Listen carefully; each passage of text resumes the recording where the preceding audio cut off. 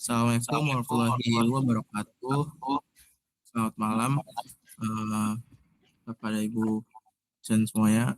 Di sini kelompok kami, kelompok 17 B akan mempresentasikan hasil kerja kelompok kami, yaitu tentang perancangan pabrik metilaktat dari asam laktat metanol dan kapasitas 20.000 ton per tahun. Sini saya tidak sendiri, bersama rekan saya.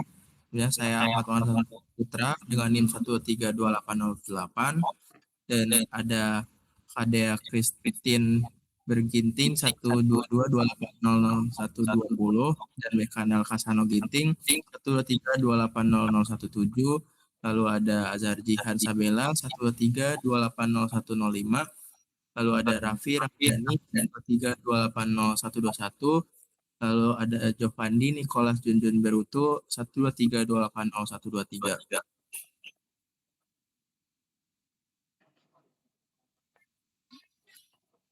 Di PNID ini kita bisa lihat pertama itu kita ada tahap persiapan bahan baku sebelum masuk ke reaktor. Dan ada beberapa pengendalian mulai dari kaskat kontrol yang nantinya di dalam reaktor.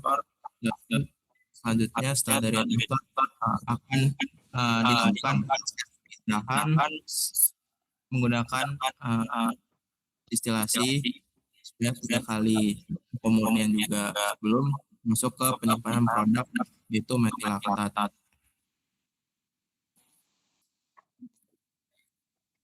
Di sini kita akan menjelaskan beberapa pengendalian yang nantinya akan dijelaskan dari masing-masing rekan saya, mulai dari tangki penyimpanan, reaktor, lalu juga ada distilasi, reboiler, dan juga steam. Next.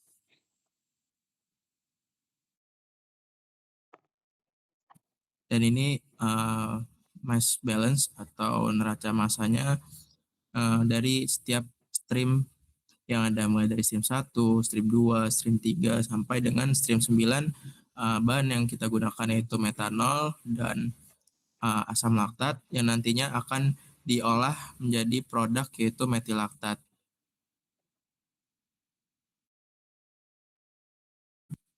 Next.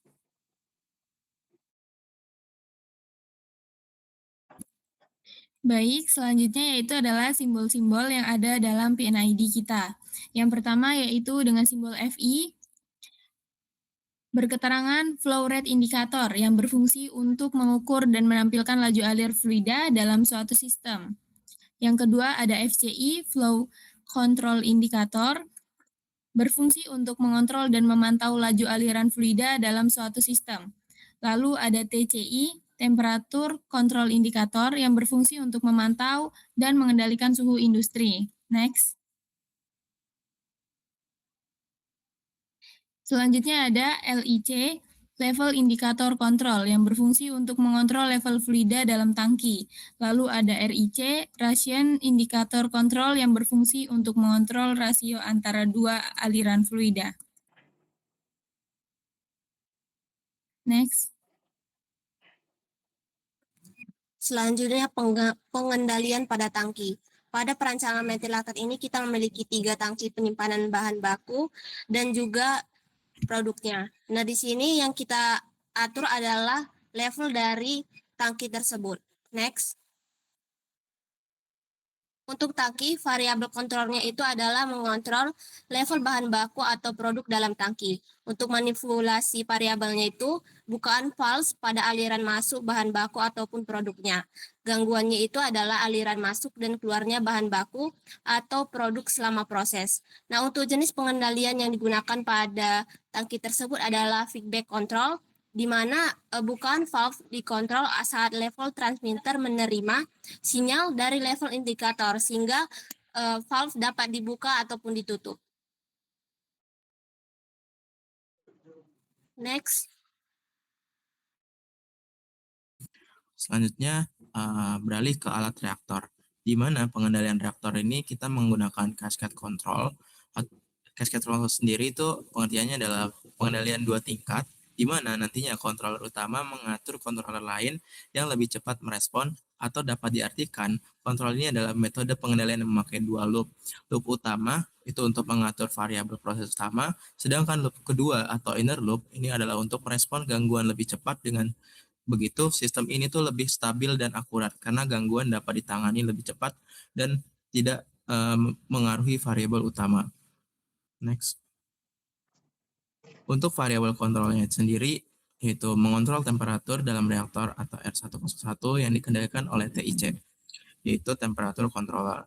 Lalu untuk manipulasi variabelnya sendiri, yaitu bukan valve pada aliran masuk bahan atau baku atau produk. Lalu untuk disturbance-nya atau gangguannya, yaitu aliran masuk dan keluar bahan baku atau produk selama proses. Nah, jenis pengendalian sendiri itu tadi ya, cascade control, di mana alasan menggunakan cascade control ini untuk gangguan seperti fluktuasi tekanan air, dingin dapat dikontrol dengan cepat gitu. Jadi ketika gangguan ada, kita bisa menangani lebih cepat, lebih responsif, atau lebih akurat. Next. Oke, selanjutnya kita akan masuk ke dalam pengendalian dalam alat yang namanya yaitu distilasi. Oke, sekarang kita masuk ke dalam pengendalian alat yang bernama distilasi. Nah, di sini yang menjadi feedback controlnya feedback control bekerja setelah terjadi penyimpangan atau sensor mendeteksi error, lalu controllernya memperbaiki untuk mengembalikan proses ke set point. Next. Nah, di sini yang menjadi variabel kontrol yaitu level cairan yang ada di dalam boiler untuk diproses kembali. Yang menjadi manipulasi variabelnya adalah bukaan valve pada aliran keluar destilasi atau bukaan valve masuk dalam boiler. Yang menjadi gangguan dalam destilasi ini merupakan aliran cairan yang masuk ke dalam boiler. Jenis pengendalian yaitu feedback control, di mana bukaan valve dikontrol oleh level control atau LC setelah menerima sinyal dari level indikator yang mengecek level pada boiler yang dikirimkan oleh level transmitter. Next.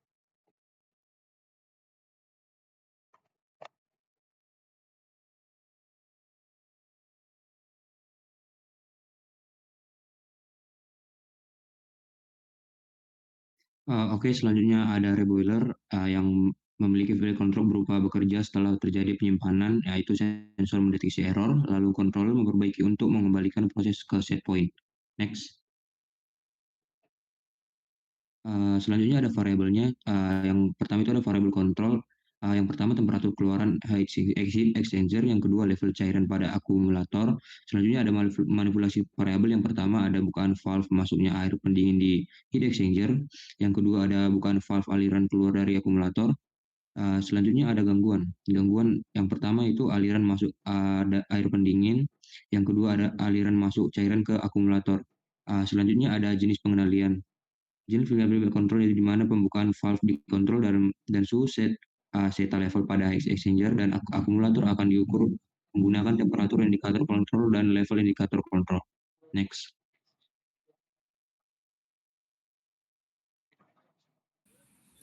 Baik, selanjutnya itu pengendalian steam, di mana steam ini menggunakan pengendalian jenis feedback control, di mana bekerja sebelum terjadinya penyimpangan.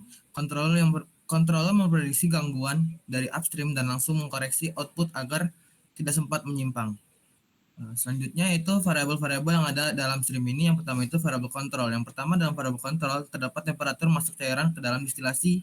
Lalu yang kedua itu kecepatan aliran masuk ke dalam steam. Terus ada manipulasi variabel, di mana yang ada di steam ini manipulasi variabelnya yaitu bukaan valve pada aliran masuk steam untuk memanaskan cairan.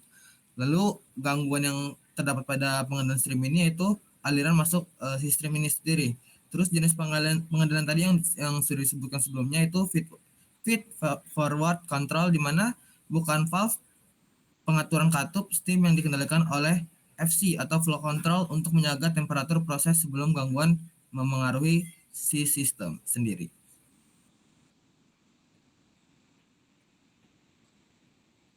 Oke.